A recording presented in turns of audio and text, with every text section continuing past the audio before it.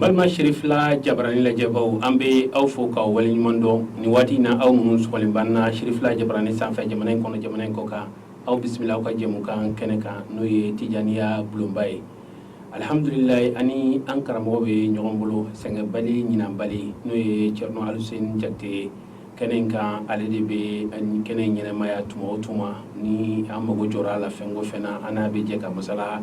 o la yani an ka don bi kɔrɔfɔw kɔnɔna na an b'a bisimila kɛnɛ kɔnɔ an b'a fɔ an karamɔgɔ salamu alaikum. Alaikum salam wa rahmatullahi wa barakatuh. Bisimila kɛnɛ kɔnɔna na Tijaniya bulonba hakili la nin waati in na kalanden bɛɛ sigilen bɛ kɛ i lajɛ fama kun kɛra dɔɔni bisimila. بسم الله والصلاة والسلام على رسول الله سيدنا ومولانا محمد عبد الله ابن عبد الله وعلى آله وصحبه ومن والاه جلو نغفلي بشريف تي في فلك لا بلجيني زماني مسلمان دمسي المقربة إن شاء الله كفولي دي اجلو رما كفولي دي شريف لا بارك لا بلجيني كفولي دي انكرمو اني كونساي بريزيدان شريف عثمان مدن حيدراي كفولي دي انا كدبا يما انا بارنيوم بلجيني كونساي كونالا ان شاء الله كفولي دي مالي اسلام بلجيني ما كفولي دي انا زاويه كرينغين بلجيني ان شاء الله انا خليفه ونanga مقدمو اني مديرو بلجيني ما كفولي دي تجاني مو بلجيني ما مالي كونو اني مالي كوكان ان شاء الله السلام عليكم ورحمه الله وبركاته. an karamɔgɔ Mali bɛɛ lajɛlen b'i fo ani Mali kɔ kan Cherif la bɛ se diɲɛ yɔrɔ yɔrɔ nin waati in na a bɛɛ sɔrɔlen bɛ Tijaniya bulonba la k'u ɲɛmada an ka fɔtaw fɛ an bɛ dugawu kɛ bɛɛ Ala ka bɛɛ mɛn lajɛli la Ala k'i yɛrɛ kun mɛn an kɔrɔ o la an karamɔgɔ an ka kumaw daminɛ n'o ye jɛmukan in daminɛ fo bi e kɔni kuntilenna ye min ye o dɔɔnin don sabula kabini a daminɛna fɛn o fɛn ye ayiwa Cheikh Tijani yɛrɛ ni Alakira ka ɲɔgɔn ye kabini a ka kɛ i tɛmɛna n'an ye sira caman fo an ye waliya dɔn an ye maɲumanya dɔn an ye karama dɔn karamakow kɛra mɔgɔ minnu ye i ye nin bɛɛ fɔ an ye fo ka na don ko Cheikh Tijani ni Alakira ka ɲɔgɔn ye ayiwa a kɛra cogoya minnu na i da sera a ma dalu minnu b'a la i da sera o ma hakili la mɔgɔ b'o la an ka jɛmukan tɛmɛnenw n'i donna YouTube kan n'i yɛlɛla i b'u sɔrɔ yen o la bi an karamɔgɔ an y'a kanu ka ɲininkali kɛ ka segin kɔfɛ dɔɔnin yalima Cheikh Tijani radiyallahu anhu yani ani Alakira ka ɲɔgɔn ye maa dɔ sɔrɔla silamɛya in kɔnɔna na ka kɔn ale ye mun de la k'a fɔ k'u ye Alakira ye wa. alhamdulillah an bɛ Ala fo an bɛ Ala waleɲuman dɔn barika da Ala ye jalo an ka sigi tɛmɛnenw na sigi filalama min tɛmɛna an y'a fɔ kɔnɔna la k'a fɔ Alakira ka sahabaw cɛla sallallahu alaihi wasallam maa dɔw sɔrɔla minnu ye Alakira fatulen kɔfɛ alayhi salatu wassalam an y'o dɔ daluya fɔ yan Bamura yani Ibn Thalaba an y'o ka hadisa fɔ yan nɔ sahabakɛ min tun bɛ ta kɛlɛkɛyɔrɔ la n'a delila ka taa Alakira fɛ k'a ɲini Alakira fɛ sallallahu alaihi wasallam ko Alakira ka dugawu k'a ye Ala ka shahada di ale ma o ye ka sa silamɛya kɛlɛkɛyɔrɔ la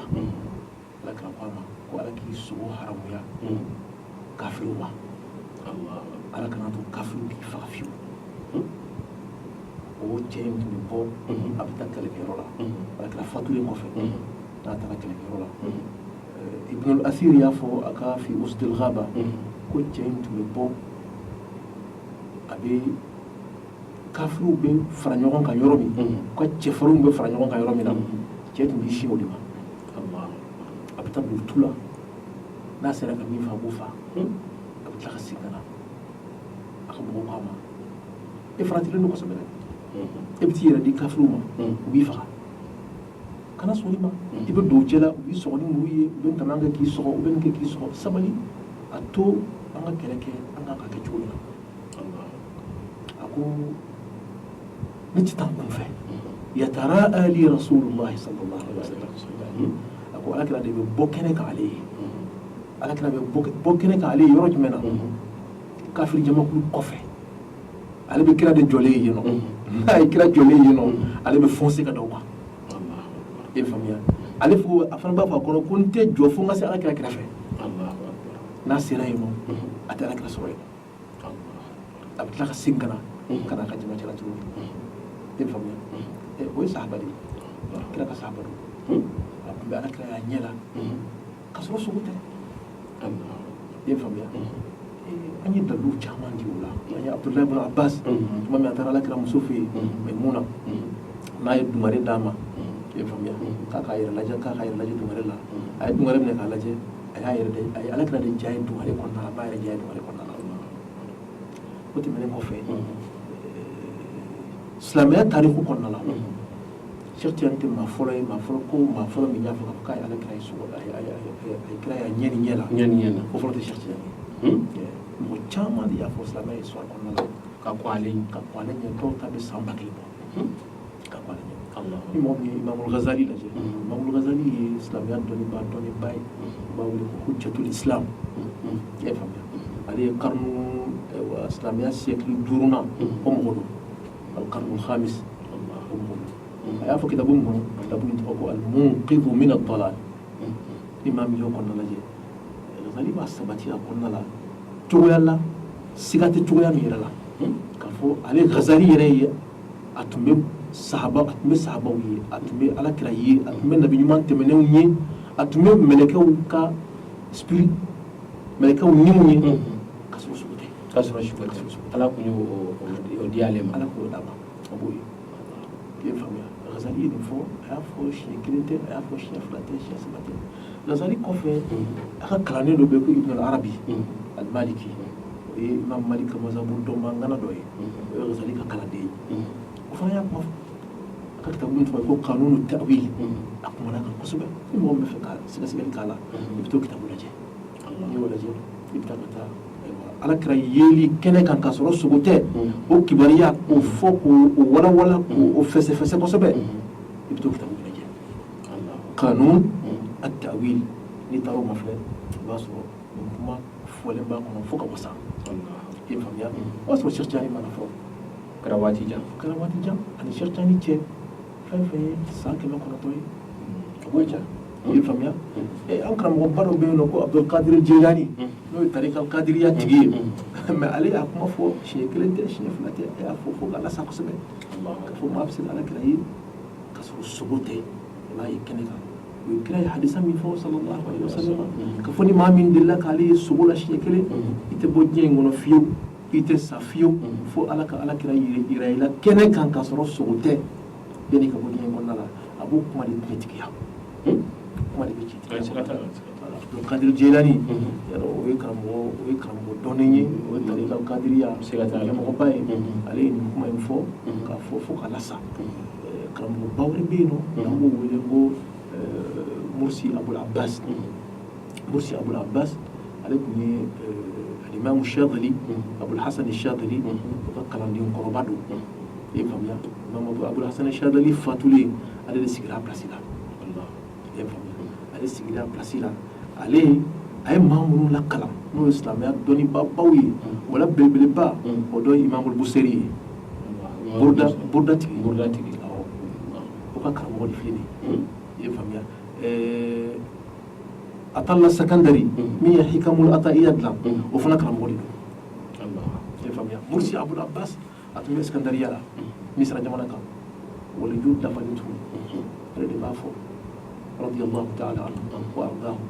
أقول لو غاب أني رسول الله صلى الله عليه وسلم لحظة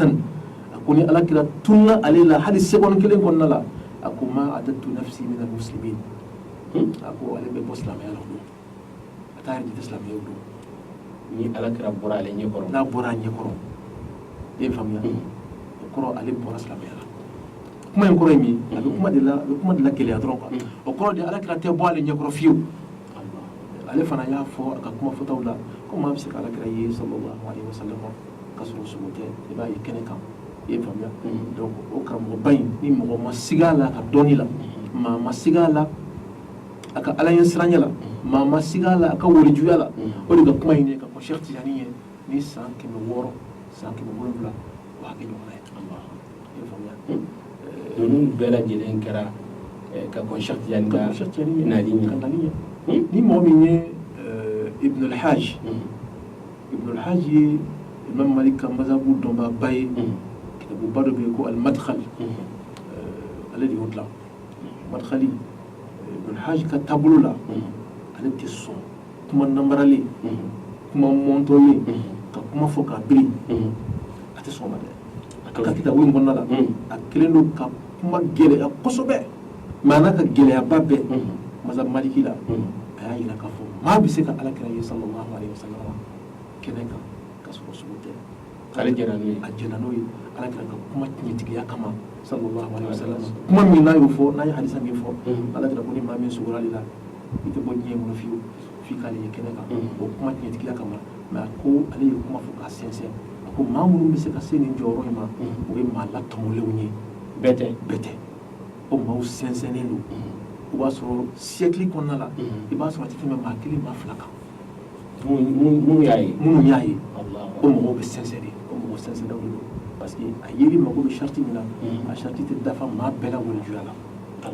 ye kuma in faamuya mais ale kɔni y'a sabati k'a fɔ maa bɛ se ka alakira ye sallallahu alaihi wasallam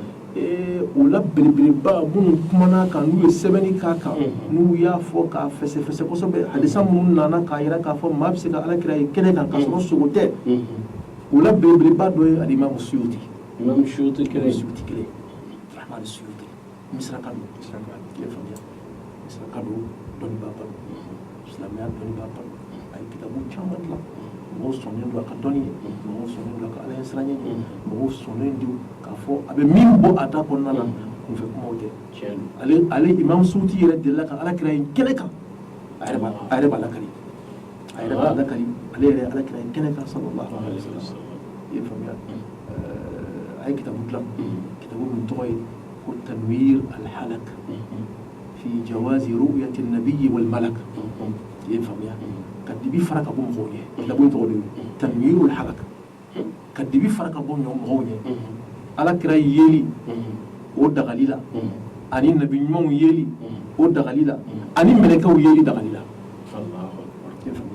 mɛlɛkɛw b'an cɛ yan bi e ni ne bɛ sigiyɔrɔ sigi min na kɛnɛ in kan bi mɛlɛkɛw bɛ yan nɔ u bɛ ka kumaw sɛbɛnna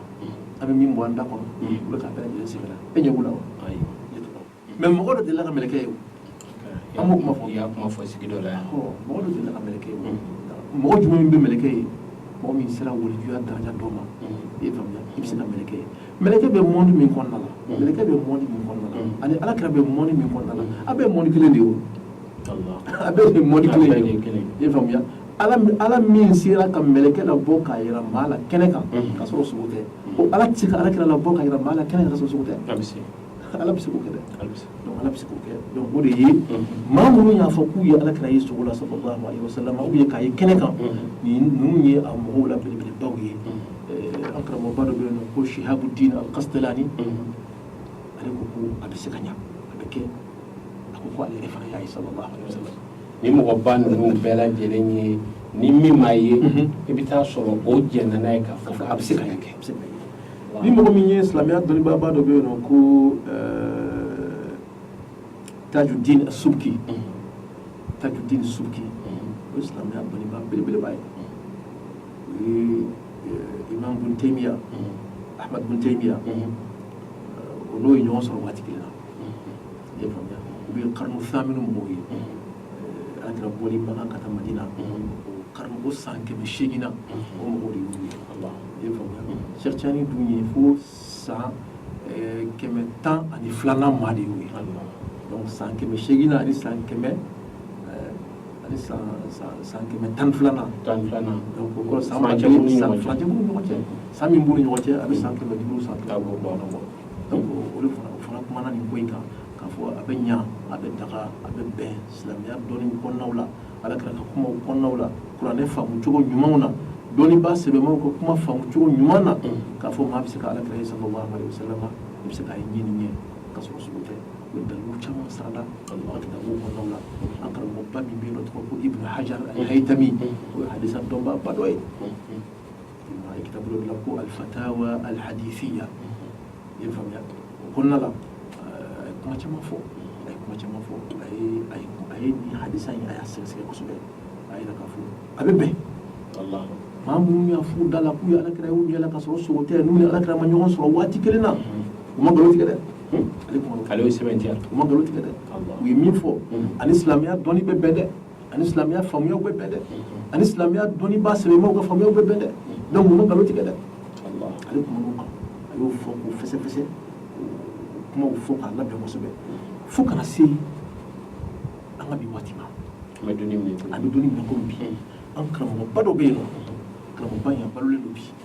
a tɔgɔ ye ko Sheikh Al-Khalil Al-Nahwi Moritani ka don dɔnnibaa ba ne na an n'a bɛ ɲɔgɔn sɔrɔ Maroc waati caman na i y'a ye cɛkɔrɔba sumalen don mais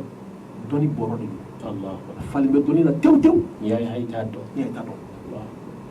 ale ko an karamɔgɔba dɔ bɛ yen nɔ a fatura sisan a tɔgɔ ye ko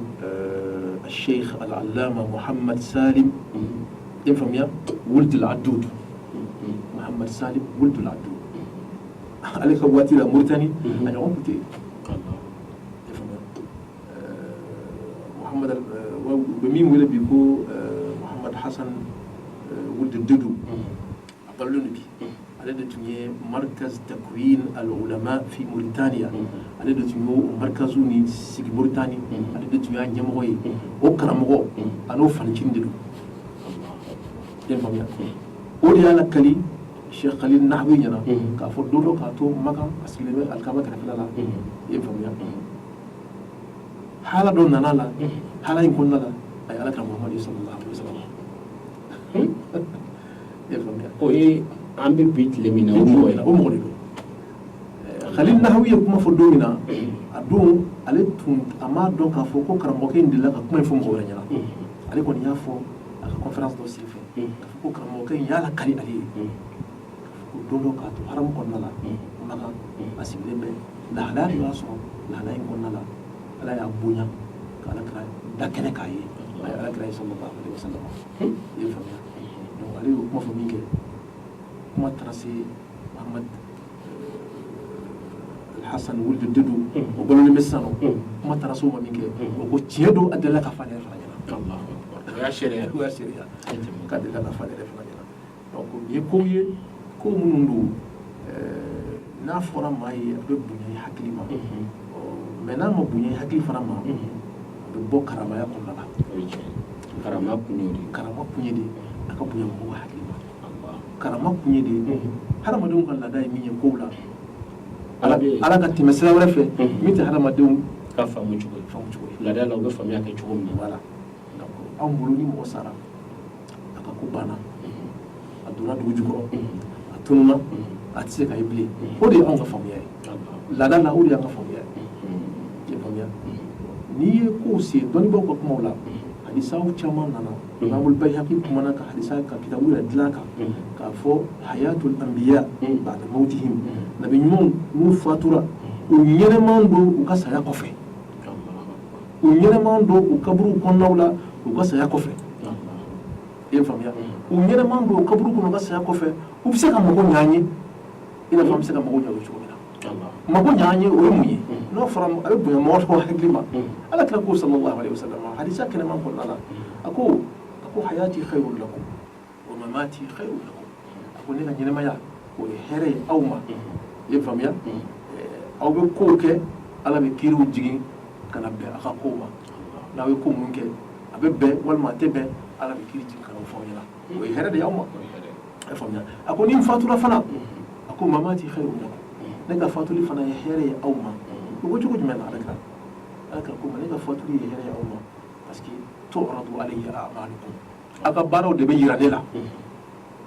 u ye baara minnu kɛ baara bɛ yira Alakira la sallallahu alaihi wasallam a ko ni y'a ye baara min ɲana min bɛnna Ala ma min bɛnna Alakira ka sunna ma min bɛnna Ala ka sariya ma a ko hamidullah n'o kɛra n bɛ Ala fo k'Ala waleɲuman dɔn n b'a la barika da de man t'o ye baara ɲuman kɛ sa n bɛ Ala fo la n bɛ kontaan n kun bɛ kɔrɔta n bɛ sɛgɛn waw kɔrɔ i ye faamuya nka ni baara kɛra baara ma bɛn Ala ma a ma bɛn kuranɛ ma a ma bɛn Alakira ka sunna ma a ma bɛn sariya ma a ko n'o kɛra n bɛ kɛ cogo jumɛn na a ko n b'a ɲini Ala fɛ Ala yafu ma u t'a dɔn de Ala yafu ma u t'a dɔn de Ala kanu minɛ n'a ye Ala u t'a dɔn de Alakira b'o min kɛ o nafa jɔn de b'o sɔrɔ anw de b'o sɔrɔ donc kira ka nafa sera aw ma k'a sɔrɔ a bɛ barisako kɔnɔna la o tɛ tiɲɛ voilà donc nabi ɲumanw ka nafa bɛ s'an ma nabi ɲumanw bɛ se ka ko yɛlɛma i faamuya ko yɛlɛma ye mun ye e ye jurumu min kɛ ka ala wele ala ka yafa i ma jurumu min na ka jurumu in yɛlɛma i ye k'a kɛ yafa ye o tɛ ko yɛlɛmali ye wa mun y'a s'i ma ala kɛra ka duwawu ala kɛra bɛ min ala kɛra bɛ bazaku de kɔnɔna la fo que nin kuma ninnu ka faamuya de i faamuya donc ala kɛra yeli ko kuma kɛnɛ kan walejuw fɛ ni Cheikh Tidiane y'o kuma fɔ k'a fɔ ale yɛrɛ y'a ye o ma daminɛ Cheikh Tidiane la o daminɛna kabini silamɛya galigale la kabini silamɛya daminɛ la maa minnu kumana o ko in kan k'a ko fɛsɛfɛsɛ ka dalilu caman di a kan ka kɔn Cheikh Tidiane ɲɛ an ye min fɔ a la a tɛ hali 10% bɔ a ka ca a lisi ka jan kojugu lisi ka jan kojugu an tɛ se ka bɛɛ fɔ émission in na émission waati man jan donc an ye dɔɔni dɔrɔn de fɔ a émission na k'a ye k'a fɔ Cheikh Tidiane sen dalen don ala kira ka sunna de kan a sen dalen don dɔnnibaa ɲumanw olu ka taasira de kan kuma min don fɔlɔ ma fɔ ko min don a ma fɔlɔ ale fana la ala ye ko dɔ de k'a ye ala ye bonya dɔ de k'a ye ala ye karama dɔ de d'a ma a ye karama in lakali a m'a lakali waso kama a m'a lakali ko b'a ka walejuya de da kɛnɛ kan i ye faamuya a y'a fɔ dɔrɔn de ko amma bi ni'mati rabbika fahaddith ni ala ye nɛɛma d'i ma a lakali i ka ala fo ala ka nɛɛma la ala kɛra yeli o ɲɔgɔn nɛɛma tɛ yen o ɲɔgɔn nɛɛma tɛ yen ala y'o d'i ma i k'a lakali k'a fɔ mɔgɔw ye ala ye nin kɛ n ye ala ye nin bonya in kɛ n ye a ye fara n kan an ka jɛ an ka ala fo ɲɔgɔn fɛ o tɛ yɛrɛ yira ye dɛ dɔw y'a kuma fɔ k'a bɛ a yɛrɛ fɔ a b'a yɛrɛ bonya non Sɛtani m'a yɛrɛ fɔ a m'a yɛrɛ bonya a ye nin min fɔ ala ye nin nɛɛma min k'a ye a y'o min lakali jama ye a y'o ta ala kɛra de la sallallahu alaihi wasallam ala kɛra de b'a fɔ ne de ye nin ye lahara don ala bɛ dugukolo ci ka bɔ maa fɔlɔ min da la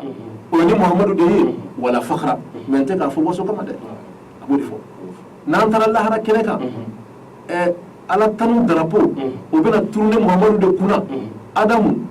a ko Adamu wa man dunahu tahta liwa'i Adamu ani maa min bɛ Adamu jukɔrɔ a denw na mɔdenw na nabi ɲumanw ni kiraw la maa gansanw na bɛɛ bɛna jɔ ne ka darapo de kɔrɔ a ko n bɛ nin kuma fɔ aw ye k'aw ladɔnniya wala fakhra nka n tɛ ka waso dɛ tɛ ka waso Cheikh Tidiane bɛ nin kuma ninnu fɔ a t'i waso a bɛ kira diladigi sallallahu alaihi wasallam donc Cheikh Tidiane ka bon o ma k'a fɔ k'a b'a yɛrɛ yira a b'a yɛrɛ yira jɔn na jɔn de la voilà donc vraiment mɔgɔw ka sabali u k'a ɲini ka kow faamuya n'u tɛ min dɔn u k'a ɲininkali k'a la kuranɛ b'o de fɔ an ɲɛna fasalu ahla dhikri in kuntum la ta'lamun maa dɔw bɛ yen ne ye maa dɔw ka audio lamɛn ka maa dɔw ka kumaw lamɛn Cheikh Tidiane kan nin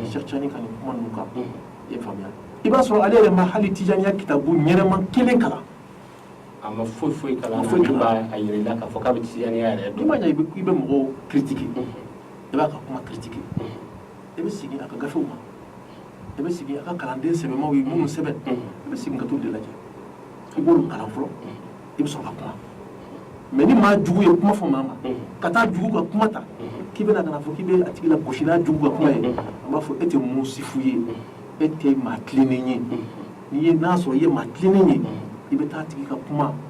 sɛbɛnnen bɛ yɔrɔ minnu na kitabu minnu kɔnɔna la au moins kitabu kelen kalan ou bien i ka fila kalan i ka sɔrɔ ka kuma karisa a y'a fɔ tan e faamuya mais ka mɔgɔ jugu ka kuma kalan a kan k'i b'o k'i ka dalilu ye k'a lagosi n'a ye an b'a fɔ ko tiɲɛ la e ma tile dɛ an karamɔgɔ kɔrɔfɔ faamuna an b'a dɔn sira dayɛlɛlen don fan bɛɛ lajɛlen fɛ ni mɔgɔ bɛ yen i bɛ kuma minnu fɔ n'u m'a faamuya hali sini tɛ maa dogolen ye Bamakɔ yan fɛn o fɛn depuis baara in daminɛ ani bi cɛ an y'a fɔ a n'a dalilu kelen u ka kɔsegin dɔrɔn u ka an ka jɛmukan tɛmɛnenw lamɛn n'u y'a lamɛn ko in bɛ min kan u b'a faamuya o la an bɛ a fɔ ni Ala sɔnna a ma hali sisan an bɛ ka taa walasa ka se ka maaw lafaamuya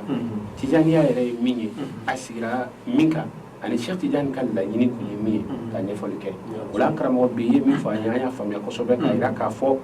ka kɔn Cheikh Tidiane ye kabini san 800 san 900 fo ka na se an bɛ donni min na i ko bi dalilu caman minnu ye ala kira ye kisi ni nɛɛma ba ye ka sɔrɔ Cheikh Tidiane tɛ o kumaw caman de tonnen filɛ nin ye an ɲɛfɛ i bɔra k'olu fɔ wa y'a jira k'a fɔ ko nin ye fitini de belebelew la a a camanw bɛ yen nin bɛɛ kɔfɛ an karamɔgɔ kuma kuncɛ kuma jumɛn b'i bolo ka da nin kan. Voilà, kuma kuncɛ kuma min bɛ n bolo ka da nin kan Cheikh Tidiane ko ani alakira ye ɲɔgɔn ye sallallahu alaihi wa sallam alakira ye wurudi d'a ma wurudi in ye fɛn jumɛn ye est-ce que wurudi in ye fɛn kura de ye wa est-ce que faamuya wurudi in ye mun ye wurudi in bɛ bɛn silamɛya la wa walima a tɛ bɛn silamɛya la i ye faamuya donc wurudi in nafa jumɛn b'a la i ye faamuya donc wurudi fɛn fɔlɔ min dira Cheikh Tidiane ma ani alakira ka ɲɔgɔnye kɔnɔna la o ye wurudi in de dira ma radiyallahu ta'ala anhu wa sallallahu ala rasulihi sallallahu alaihi wa sallam o wurudi in ni ala sɔnna ma n'ala ye sigida wɛrɛw yira an na an bɛna don wurudi de kun kan o kuma wurudi min ni Tidiane n'u b'a kɛ an bɛna don wurudi de kɔnɔna la wurudi in yɛrɛ a bɛ composé fɛn jumɛn ni fɛn jumɛn ni fɛn jumɛn na an mago b'o la voilà a bɛ composé fɛn min ni fɛn min na an b'a ta k'a bila kuranɛ ni ka sunna balansi ɲɔgɔn la a bɛ bɛn wa a tɛ bɛn a kɛli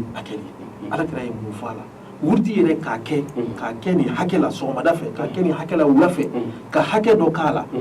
sɔgɔmada fɛ 100 wula fɛ 100 o ma kɔrɔ o bɛɛ kun dɔ de b'o bɛɛ la est-ce que o la dalilu b'o la alakira ka sunna la wa i n'o fɔ alayhi salatu wasalam i ye faamuya donc an bɛna wurudi yɛrɛ a structure n'o b'a wele ko a ye hayikalu a jɔlen don fɛn min kan an b'o wurudi n'a hayikalu bɛɛ ta wurudi n'a structure bɛɛ ta k'a bila sariya balansi kɔnɔna la ka a pièce bɛɛ bɔ kelen kelen nin pièce in bɛ bɛn sariya ma wa walima a tɛ bɛn sariya ma nin pièce min filɛ o bɛ sariya ma wa walima o tɛ bɛn sariya ma ni wurudi yɛrɛ pièce kelen kelen bɛɛ bɛnna sariya ma n'i y'a bɛɛ fara ɲɔgɔn kan a bɛ bɛn sariya ma dɛ est-ce que kuma ye faamuya n'a pièce dɔw b'a la minnu tɛ bɛn sariya la an b'olu tigɛ ka bɔ a la o tɛ tiɲɛ voilà an ko kuma an ka na sisan an ka wurudi ye fɛn jumɛn ye an ka sɔrɔ k'a bila sariya balansi kɔnɔna la an k'a dɔn Cheikh Tidiane ka wurudi silamɛya don wa silamɛya tɛ